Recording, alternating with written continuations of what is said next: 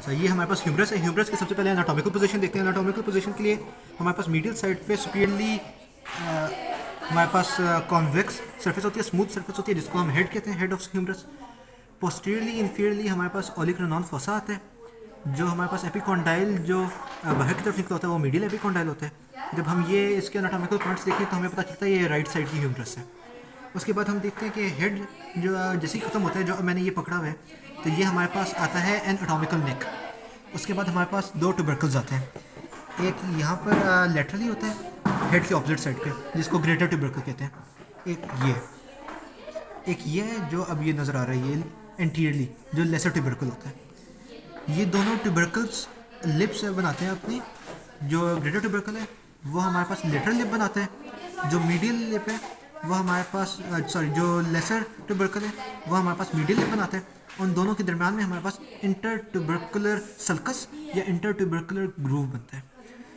उसके बाद हम जो है, जब ये ट्यूबरकल्स ख़त्म होते हैं तो यहाँ पर अब जो मैंने पकड़ा हुआ है, ये जो पकड़ा हुआ है, ये हमारे पास सर्जिकल नेक होती है। उसके बाद हम इन्फीरियरली चलते हैं। जो हमारे पास बड़ा वाला होता है यहाँ पर, ये मीडियल एपिकॉन्डाइल होता है, दूसरी तरफ जो है लेटरल एपिकॉन्डाइल होता है।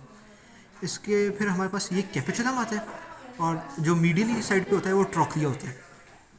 फिर हमारे कैपिचुलम के ऊपर हमारे पास आता है रेडियल फोसा, और हमारा ट्रोक्लिया के ऊपर आता है कोरोनॉइड फोसा। फिर जो है हमारे पास पोस्टीरियरली आता है ओलिकोरोनॉइड फोसा। ये हमारे पास नीचे की होगी। अब हमारे पास तीन इसकी सर्फेसेस होती हैं और तीन हमारे बॉर्डर्स होते हैं। पहले हम बॉर्डर्स करते हैं। जो हमारे पास ग्रेटर ट्यूबरकल है, ग्रेटर ट्यूबरकल जो हमारे पास लेटरल लिप बनाते हैं, वो आगे नीचे जाके इंफीरियरली जाके एंटीरियर बॉर्डर बनाते हैं। इसके अलावा फिर हमारे पास जो मीडियल एपिकॉन्डाइल और लेटरल एपिकॉन्डाइल है वो हमारे पास बनाते हैं मीडियल सुप्राकॉन्डाइलर रिज, जो ये शॉर्प रिज नज़र आ रही है, और ये लेटरल सुप्राकॉन्डाइलर रिज। ये दोनों रिजेस जो हैं वो ऊपर जाके लेटरल बॉर्डर और मीडियल बॉर्डर बनाते हैं। ये हमारे पास तीनों बॉर्डर्स हो गए, एंटीरियर, मीडियल और लेटरल। एंटीरियर बॉर्डर जो होता है वो इंफीरियरली जो है इतना विजिबल नहीं होता।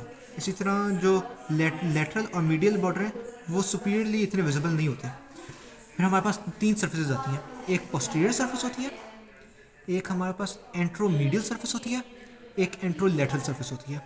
एंट्रोलेटरल सर्फेस में हमारे पास एक आता है डेल्टॉइड ट्यूबरोसिटी। डेल्टॉइड ट्यूबरोसिटी के बिल्कुल नीचे एक हमारे पास ग्रूव आता है जिसको कहते हैं रेडियल ग्रूव। यहाँ से हमारे रेडियल नर्व गुजरते हैं। ये अगर ग्रूव नजर आए बिल्कुल डेल्टॉइड ट्यूबरोसिटी के नीचे होता है।